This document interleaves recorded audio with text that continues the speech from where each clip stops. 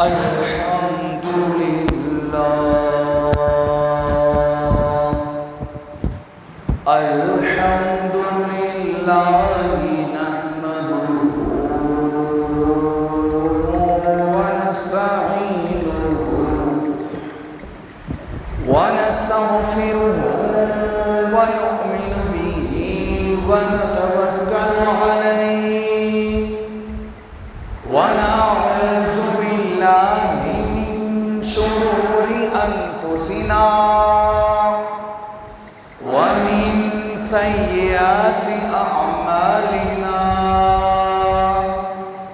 من يهده الله فلا مضل له ومن يضلله فلا هادي له ونشهد أن لا إله إلا الله وحده لا شريك له ونشهد أن محمدا عبده ورسوله أما بعد فأعوذ بالله من الشيطان الرجيم بسم الله الرحمن الرحيم قال الله تبارك وتعالى في القرآن المجيد والقرآن الحميد يا أيها النبي إنا أرسلناك شاهدا ومبشرا آمنت بالله صدق الله العظيم وبلغنا رسوله النبي الكريم ونحن على ذلك لمن الشاهدين والشاكرين والحمد لله رب العالمين قال الله تبارك وتعالى في شان أبيه مخبرا وأميرا إن الله وملائكته يصلون على النبي يا أيها الذين آمنوا صلوا عليه وسلموا تسليما اللهم صل على سيدنا ومولانا محمد وعلى آل سيدنا علي وسيدتنا فاطمة وسيدتنا زينب وسيدنا حسن وسيدنا حسين وعلى آله وأصحابه أجمعين. قصیدہ شریف قریب سے مل کے ذوق و شوق اور محبت کے ساتھ پڑھیں تاکہ محفل میں ذوق و شوق پیدا ہو. مولایا صلی وسلم دائما ابدا علی حبیبک خیر الخلق كلهم يا ربي بالمصطفى بلغ مقاصدنا واغفر لنا ما مضى يا واسع الكرم مولاي صل وسلم دائما أبدا على حبيبك خير الخلق كلهم.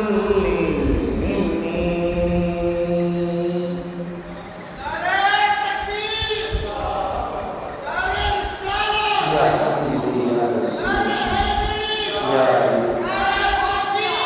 يا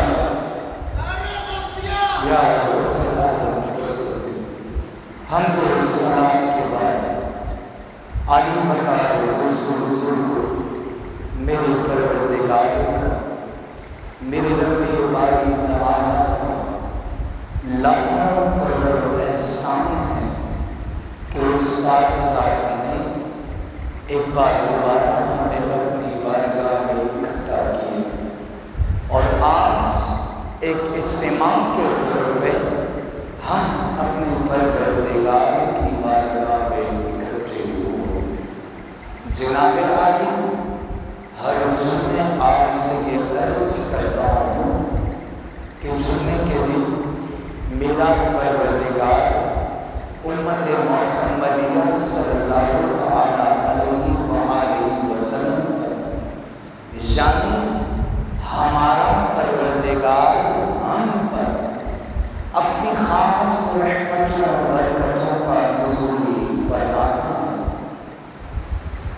آج کے دن جو میرا پروردگار ہم پر اپنی خاص رحمتوں اور برکتوں کا نزول فرما رہا ہے، اس میں ہمارا کوئی کمال نہیں، ہمارا کوئی مرتبہ، ہماری کوئی قدر و منزلت نہیں، بس یہ میرے رب کا کرم، میرے کونین کے والی کا صدقہ، میرے غوث پاک سرکار کی نظر ہے کہ میرا پروردگار ہم پر اپنی خاص رحمتوں اور برکتوں کا نزول فرما رہا۔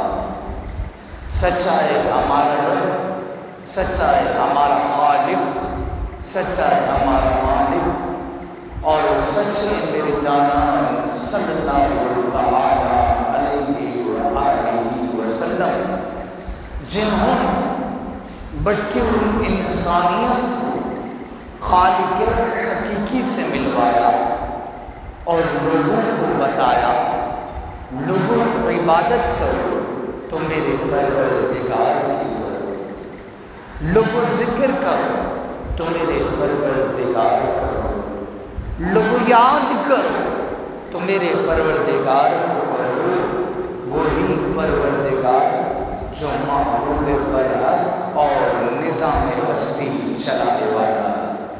حمد و صلاۃ کے بعد عالی وقار دوست بزرگ، آج جس نقطے کو سرنامہ کلام بنانے جا رہا ہوں، جناب عالی وہ نقطہ سفر طائف ہے۔ میرے جانان صلی اللہ تعالیٰ علیہ وآلہ وسلم نے دیگر مقامات پر سفر کیا، کس لیے؟ رب کو بندوں سے ملانے کے لیے اور بندوں کو بتانے کے لیے کہ مانو تو اس رب کو مانو جو شجر اور حجر، زمین اور آسمان، کائنات کا رب ہے، اسی کو مانو۔ جناب عالی پروردگار کلام خدا میں ارشاد فرماتا ہے، یا ایھا النبی انا ارسلناک شاہدا ومبشرا ونذیرا۔ پروردگار فرماتا ہے، اے خیر کی خبریں بتانے والے میرے محبوب، میں نے آپ کو شاہد بنا کر بھیجا، میں نے آپ کو اپنے دین کا گواہ بنا کر بھیجا، میں نے آپ کو خوشخبری والا بنا کر بھیجا، خوشخبریاں دینے والا بنا کر بھیجا، میں نے آپ کو ڈرانے والا بنا کر بھیجا۔ جناب عالی طائف کون سی جگہ ہے اور کہاں واقع ہے؟ جناب عالی عرب کی سرزمین بہت وسیع ہے۔ عرب کی سرزمین پر جہاں مکہ واقع ہے، اسی طرح عرب کی سرزمین پر شہر طائف بھی واقع ہے۔ عرب کی زمین اور شہر طائف، جناب عالی مکہ اور شہر طائف، ان کا آپس میں فاصلہ جو ہے وہ جناب عالی 88 کلومیٹر کا فاصلہ ہے۔ 88 کلومیٹر کے ایک طرف مکہ آباد ہے اور 88 کلومیٹر کے دوسرے طرف شہر طائف آباد ہے۔ شہر طائف جگہ کیسی ہے؟ جس طرح جناب عالی آپ کے ملک پاکستان میں ناران، کاغان، سوات، مدین، بحرین یہ جگہیں دیکھنے سے تعلق رکھتی ہیں، اسی طرح عرب کی سرزمین پر طائف ایک ایسی جگہ ہے جو دیکھنے سے تعلق رکھتی ہے۔ یعنی طائف والوں کے لیے، مکہ والوں کے لیے، عرب والوں کے لیے، عرب میں جتنے شہر آباد ہیں ان سب کے لیے جناب عالی طائف ایک چھوٹی جنت کی مانند ہے۔ جناب عالی 88 کلومیٹر کا فاصلہ مکہ اور طائف کے درمیان، اور طائف سرزمین کا، طائف کی زمین کیسی ہے؟ جناب عالی طائف کی زمین ایسی ہے کہ سمندری سطح سے طائف 1700 میٹر بلند ہے۔ سمندر طائف پر نیچے ہے اور طائف سمندر پر بلند ہے۔ طائف اور سمندری سطح کا جب ناپ تول کیا جائے تو طائف سے سمندر 1700 میٹر نیچے اور طائف سمندر سے 1700 میٹر بلند واقع ہے۔ جناب عالی عرب کے قریشی خاندان سے تعلق رکھنے والے عرب کے سردار چھٹیاں گزارنے طائف جایا کرتے۔ گرمیوں کی چھٹیاں جب آتی تو گرمیوں کی چھٹیاں گزارنے کے لیے عرب والے، چاہے کسی بھی قبیلے سے تعلق رکھتا ہو، گرمیوں کی چھٹیاں گزارنے شہر طائف جایا کرتے۔ آج بھی تاریخ گواہ ہے، عرب والے، چاہے وہ عرب کا کوئی قبیلہ ہو، چاہے عرب کا کوئی بھی شہر ہو، آج بھی عرب والے گرمیوں کی چھٹیاں گزارنے شہر طائف جایا کرتے ہیں۔ جناب عالی شہر طائف وہ ہے جہاں میرے جانان صلی اللہ تعالی علیہ وآلہ وسلم نے اپنے دین کو پھیلایا، اپنے دین کو میرے جانان نے عام کیا۔ جناب عالی علامہ نور الدین علیہ رحمہ، آپ جناب عالی اپنی کتاب میں جسے سیرت حلبیہ کے نام سے جانا جاتا ہے، علامہ نور الدین فرماتے ہیں کہ عرب کے شہر کا ایک سیاںا آدمی طائف آیا اور آ کر جب طائف کو دیکھا، طائف کی رنگینیاں دیکھی، طائف کی خوبصورتی دیکھی، طائف کے مقام پر جب گھوما، علامہ نور الدین ہیثمی جناب عالی سیرت حلبیہ میں فرماتے ہیں اس سیانے آدمی نے طائف کے سرداروں کو اکٹھا کیا، اکٹھا کر کے کہنے لگا اللہ نے تمہیں اچھی سرزمین سے نوازا، عرب والے اس سرزمین کے لیے ترستے ہیں، چھٹیاں گزارنے کے لیے تمہارے اس شہر طائف میں آتے ہیں،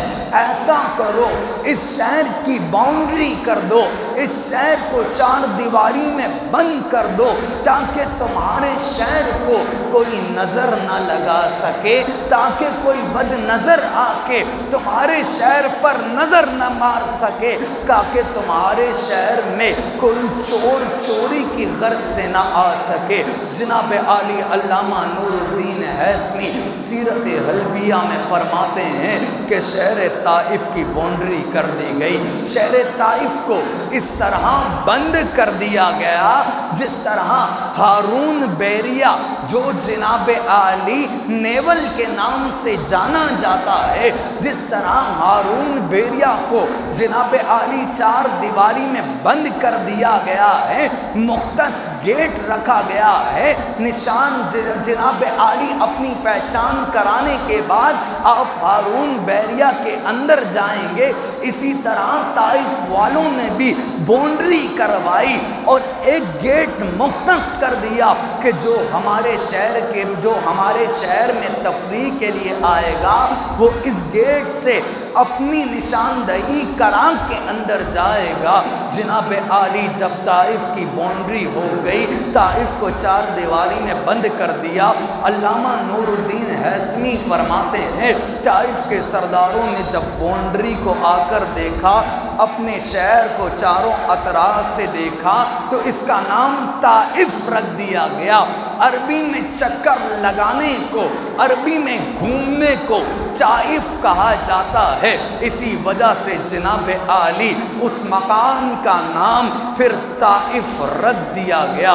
امام قسطلانی اپنی کتاب مواہب اللدنیہ میں آپ فرماتے ہیں کہ میری جانان صلی اللہ تعالی علیہ وآلہ وسلم نے اعلان نبوت کیا کہ میں نبوت کا تاج پہن کر آیا ہوں، میرے بعد کوئی نبی نہیں آئے گا، مجھ پہ نبوت میرے رب نے ختم کر دی ہے۔ جناب عالی جب میرے جانان نے یہ اعلان کیا، اعلان کے 10 سال بعد امام قسطلانی مواہب اللدنیہ میں فرماتے ہیں کہ حضور کے ختم نبوت کے اعلان کے 10 سال بعد حضور کے چچا حضرت ابو طالب کا وصال، وقت وصال جب قریب آیا، حضرت ابو طالب نے جناب عالی قریشی خاندان کے سرداروں کو جمع کیا، جناب عالی عرب والوں کو جمع کیا۔ مواہب اللدنیہ کتاب گواہ ہے، امام قسطلانی اپنی زبان میں لکھتے ہیں، آپ اپنی زبانی لکھتے ہیں کہ جب ابو طالب نے سرداروں کو جمع کیا، سرداروں کو جمع کرنے کے بعد ابو طالب نے فرمایا، اے عرب والو، تم ہیں اس پروردگار کی قسم جس پروردگار کا گھر تمہارے شہر میں قائم ہے، تمہارے شہر میں موجود ہے۔ عرب والو، ابو طالب تو دنیا سے جا رہا ہے، ابو طالب کے جانے کے بعد ابو طالب کے بھتیجے کو تم کچھ نہ کہنا، اسے اس کے حال پر چھوڑ دینا۔ ابو طالب فرمانے لگے، خدا کی قسم، میرا بھتیجا جو محمد کے نام سے جانا جاتا ہے وہ سچ کے سوا کچھ نہیں کہتا، تم اسے میرے بعد کچھ نہ کہنا۔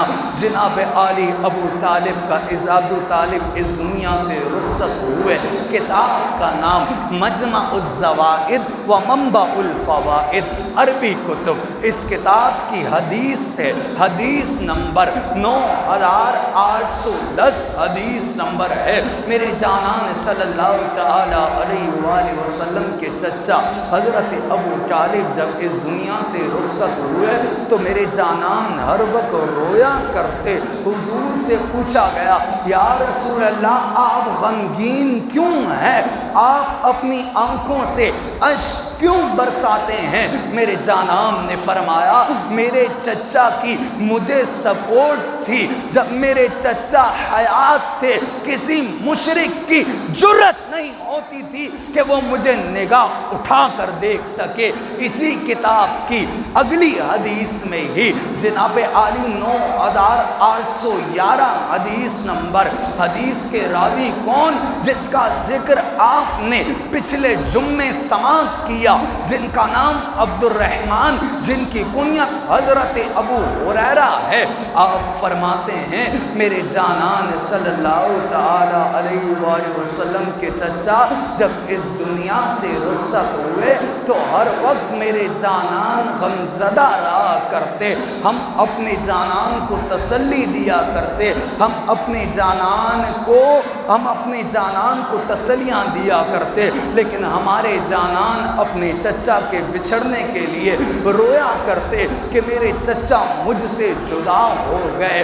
جناب عالی امام ابو سعد کے بقول جناب عالی جس سال حضرت ابو طالب کا وصال ہوا، اسی سال حضرت ابو طالب کے وصال کے 1 ماہ 5 دن بعد حضرت خدیجہ الکبریٰ سلام اللہ علیہا اس دنیا سے رخصت ہو گئی۔ جناب عالی میرے جانان پر جب 2 غم آئے، 2 غم آنے کے بعد جس سال ابو طالب کا وصال ہوا اسی سال خدیجہ الکبریٰ کا وصال ہوا، اس سال کو پھر غم کا سال کہا جانے لگا، جس سال جناب عالی حضور کے چچا اور حضرت ابو طالب اور خدیجہ الکبریٰ کا وصال ہوا، اس سال کو غم کا سال کہا جانے لگا۔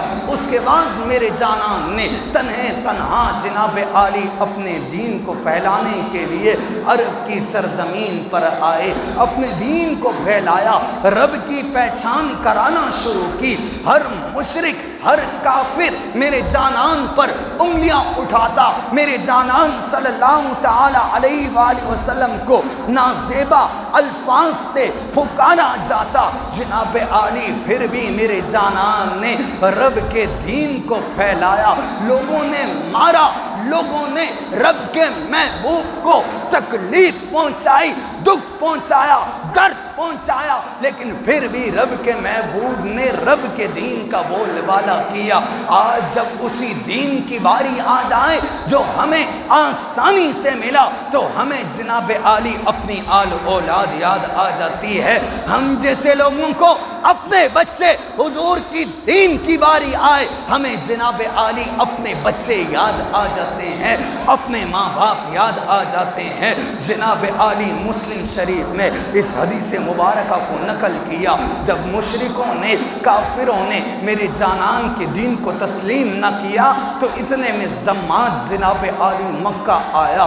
زماد اپنے زمانے کا جادوگر تھا۔ جب زماد آیا، مسلم شریف میں ہے، عتبہ، عتیبہ، شیبہ، ابو جہل، ابو لہب سب نے زماد کو اپنے پاس بلایا۔ زماد آیا، کہنے لگا بتاؤ بات کیا ہے؟ زماد کو بتایا گیا، یہاں رشتے میں کوئی کہتا ہے ہمارا بھتیجا لگتا ہے، کوئی کہتا ہے میرے رشتے میں چاچا لگتا ہوں، اس کا صادق اور امین کے نام سے جانا جاتا ہے، ساحر ہو گیا ہے، مجنون ہو گیا ہے۔ معاذ اللہ، حضور کے بارے میں زماد سے مشرکوں نے کہا کہ حضور پاگل ہو گئے ہیں، زماد تو علاج کر۔ مسلم شریف میں ہے، زماد کہنے لگا مجھے لے کے جاؤ آمنہ کے لال کے پاس، میں جا کر علاج کروں گا۔ ایسی کیا بات ہے؟ مسلم شریف میں ہے، زماد کو جب حضور کے پاس لایا گیا، زماد حضور سے کہنے لگا آپ پہ اگر جادو ہے، اگر آپ مجنون ہیں، اگر آپ پہ کوئی اثر ہے تو میں سارے اثر توڑ ڈالوں گا، مجھے بتائیں۔ میرے جانان کے آنکھوں مبارک سے اشکوں کی برسات ہوئی۔ میرے جانان نے فرمایا زماد میں تو لوگوں کو رب سے ملانے آیا ہوں، جس کے نصیب میں زماد ہدایت ہو وہ میرے ہاتھ میں اپنا ہاتھ دیتا ہے اور اس کا ہاتھ میں رب کے ہاتھ میں دے دیتا ہوں، اور جس کا ہاتھ رب کا محبوب رب کے ہاتھ میں دیتا ہے رب اسے پھر کبھی گمراہ نہیں کرتا۔ جناب عالی میرے جانان نے جب یہ فرمایا، زماد عرض کرنے لگا آپ اپنے آپ کو نبی کہتے ہیں، کوئی کتاب تو لے کے آئے ہوں گے، ذرا رب کی تعریف ہی سنا دیں۔ میرے جانان نے جناب عالی رب کی تعریف بیان کرنا شروع کی۔ الحمدللہ، الحمدللہ نحمدہ ونستعینہ ونستغفرہ ونؤمن بہ ونتوکل علیہ ونعوذ باللہ من شرور انفسنا ومن سیئات اعمالنا، من یہدہ اللہ فلا مضل لہ ومن یضللہ فلا ہادی لا۔ جناب عالی جب زماد کے آگے میرے جانان نے مسلم شریف میں ہے رب کی تعریف بیان کی، زماد جو میرے نبی کو پہلے جادوگر کہہ رہا تھا، مجنون کہہ رہا تھا، اپنی پگڑی اتار کر حضور کے قدموں میں رکھ دی، عرض کرنے لگا یا رسول اللہ آپ معاذ اللہ مجنون نہیں ہے، آپ شاعر نہیں ہے، آپ دیوانے نہیں ہے، آپ تو وہ ہستی ہے جو لوگوں کو اپنا دیوانہ بنا دیتے ہیں۔ یا رسول اللہ زماد آپ کا دیوانہ بن گیا، یا رسول اللہ زماد کو کلمہ پڑھا دیجئے، زماد آپ پر ایمان لاتا ہے۔ صحابیوں کی صف میں شامل شامل ہونا چاہتا ہے، اس شوق کی صف میں شامل ہونا چاہتا ہے۔ زماد نے جب کلمہ پڑھا تو مشرکوں کی پھر بھی آگ ٹھنڈی نہیں ہوئی۔ جناب عالی یہی مشرک میرے جانان کے پاس آ کے اول فول کہنے لگے آپ کہتے ہیں آپ اللہ کے نبی ہیں، تو ایسا کریں جو فرشتے آپ کے پاس آتے ہیں آپ ایسا کریں ان فرشتوں سے ہماری ملاقات کرائیں، ہم بھی ان فرشتوں کو دیکھیں، ہم بھی ان فرشتوں سے بات چیت کریں جو ہمارے دل میں ہے، ہم وہ فرشتوں سے کہیں، فرشتوں کے دل میں جو ہے وہ فرشتے ہم سے کہیں، آپ ہماری بات فرشتوں سے کرائے۔ جب جناب عالی مکہ والوں نے میرے جانان کے دین کو تسلیم نہ کیا، میرے جانان نے جناب عالی ہار نہ مانی، رب کے دین کو پھیلانے کے لیے میرے جانان نے طائف کا سفر کا آغاز کیا۔ طائف کے سفر کا جب آغاز کیا گیا، میرے جانان صلی اللہ تعالی علیہ وآلہ وسلم کے ساتھ میرے جانان کے منہ بولے بیٹے صحابی رسول حضرت زید بن حارثہ تھے۔ زید بن حارثہ اور میرے جانان نے جناب عالی سفر طائف کا آغاز کیا۔ سفر طائف کا جب آغاز کیا، جناب عالی سفر طائف مکہ سے 88 کلومیٹر دور ہے۔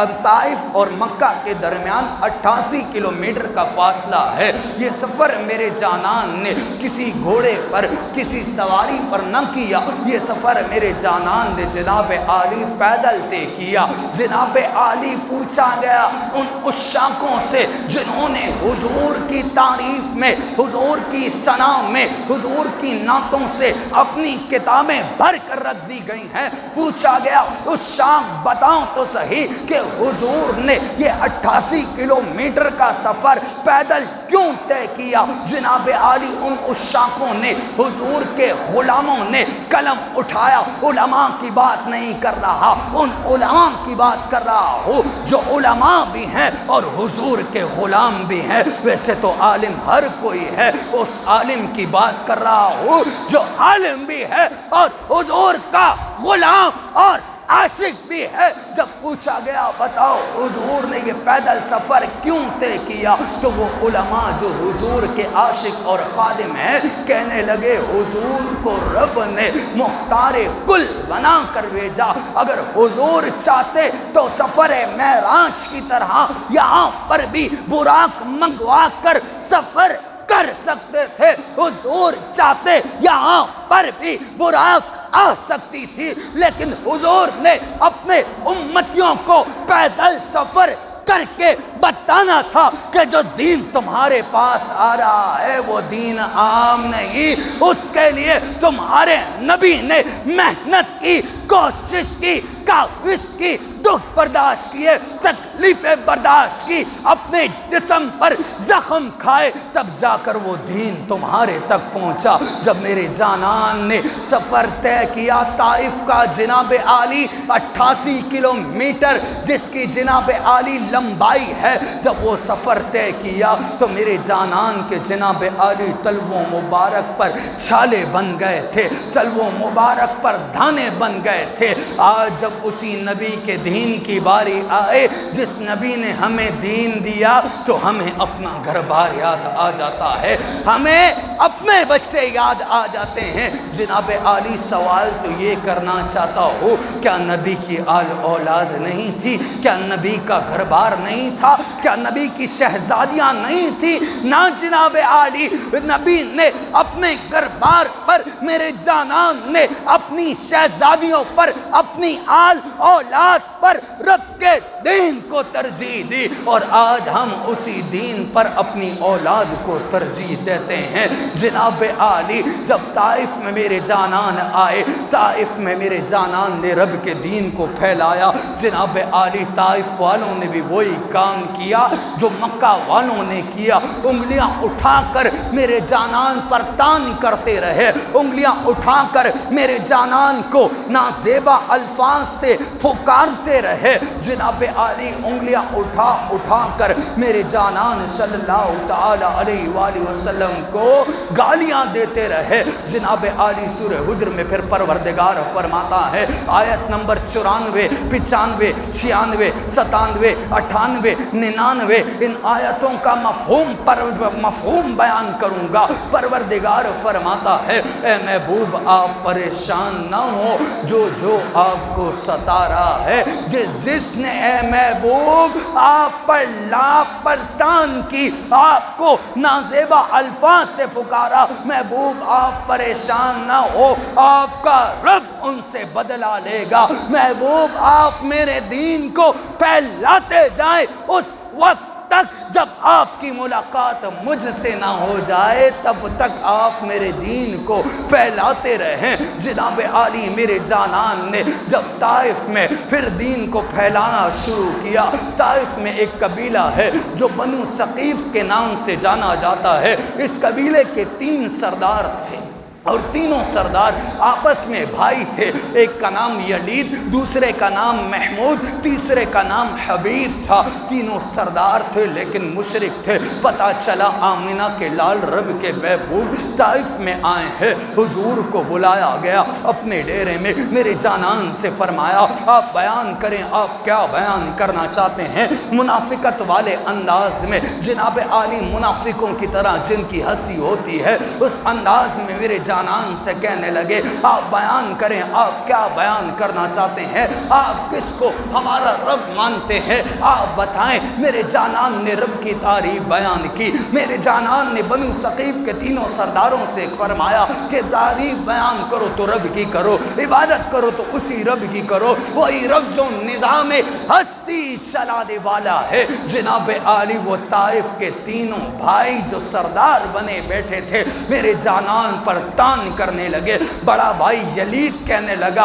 अगर आप अल्लाह के सच्चे नबी हैं ना, तो अपने रब से कहें हम पर आसमान को गिरा दे, हम रब को तस्लीम नहीं करेंगे। अगर आप रब के सच्चे नबी हैं, यलीद कहने लगा, हम पर ज़मीन को उलट दें, हम रब को तस्लीम नहीं करेंगे। आप कहते हैं आप रब के सच्चे नबी हैं, तो अपने रब से कहें ये पहाड़ हम पर गिरा दे, हम तब भी उस नबी को तब भी उस रब को तस्लीम नहीं करेंगे। जनाब आली दूसरा भाई जिसका नाम महमूद था, जनाब आली महमूद हुजूर से मुखातिब होकर कहने लगा, अगर रब को नबी बनाना था तो माअज़ल्लाह आप में क्या देख के रब ने आपको नबी बनाया। आपकी भी 2 आंखें, हमारी भी 2 आंखें, आपके भी हाथ, हमारे भी हाथ, आपके भी पैर, हमारे भी पैर। अगर रब ने नबी बनाना था, हमारे ख़ानदान में से किसी को बना लेता, हम उसे तस्लीम कर लेते, लेकिन हमने आपको तस्लीम नहीं करना। जनाब आली बनु सकीफ जो कबीला बनु ताइफ का है,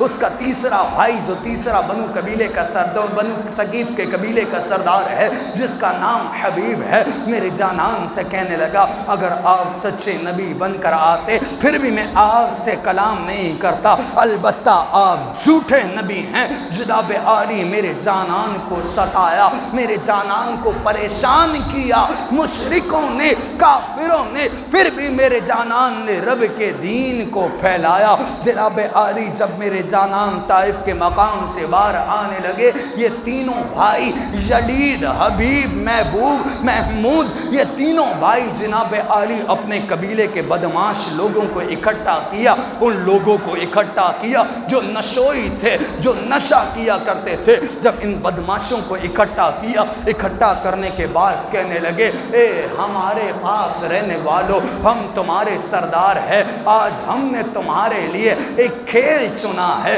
आज हमने तुम्हारे लिए वक्त गुजारने के लिए एक खेल बनाया है, आज हमने तुम्हारा टाइम पास करने के लिए एक चीज तुम्हारे पास लाए हैं। जाओ, वो रहा मोहम्मद और वो मोहम्मद का मुहाफिज जिसका नाम ज़ैद बिन हारिसा है, जाओ मारो मोहम्मद को और मोहम्मद के गुलाम को। जनाब आली बनु सकीफ के بدماشوں نے پتھر اٹھائے اور میرے جانان پر وار کرنا شروع کیا۔ وار بھی کرتے ساتھ نازیبا الفاظ سے پکارتے بھی سلام ہو زید بن حارثہ پر کہ زید بن حارثہ جہاں سے پتھر آتا اپنا سینہ آگے کرتے اور اپنے سینے پر وہ پتھر کھاتے جو حضور کو لگنے کے لیے آ رہا ہوتا۔ جناب عالی زید بن حارثہ فرماتے ہیں حضور کا خون مبارک اتنا نکلا حضور کو اتنی تکلیف ہوئی کہ حضور درد کے مارے زمین پر بیٹھ جایا کرتے، اور جب بیٹھا نہ جاتا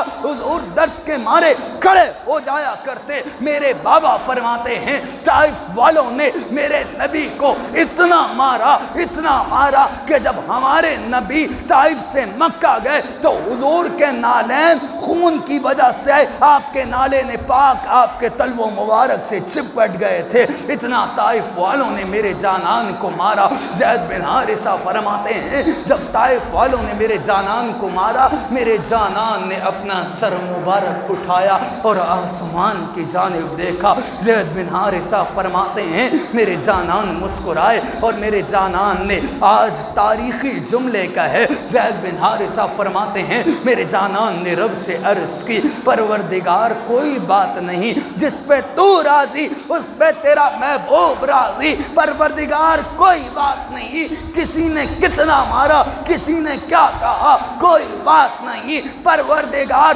اس کے بدلے تو میرا ہو جا میں تیرا ہو جاتا ہوں اور پروردگار تجھ سے کچھ نہیں چاہیے۔ جناب عالی امام طبرانی اپنی کتاب مجمع الکبیر جلد نمبر جناب عالی 7 صفحہ نمبر 44 پر نقل کرتے ہیں زید بن حارثہ فرماتے ہیں حضور نے طائف میں آ کر طائف سے جاتے وقت نماز ادا کی، رب سے عرض کی پروردگار میں نے انہیں تیرا دین سکھایا لیکن انہوں نے تیرے دین کو تسلیم نہ کیا، پروردگار تو دیکھ رہا تھا۔ زید بن حارثہ فرماتے ہیں جب ہم طائف سے نکلنے لگے تو ہم طائف میں ایک باغ تھا جس میں انگور لٹکے ہوئے تھے، ہم نے اس باغ میں بیٹھ کر آرام کیا۔ جو باغ مشرک عتبہ اور شیبہ جو دونوں بھائی ہیں ان کا باغ تھا۔ جناب عالی آج انسانیت کا درد جاگا تو عتبہ اور شیبہ نے اپنے عیسائی غلام کو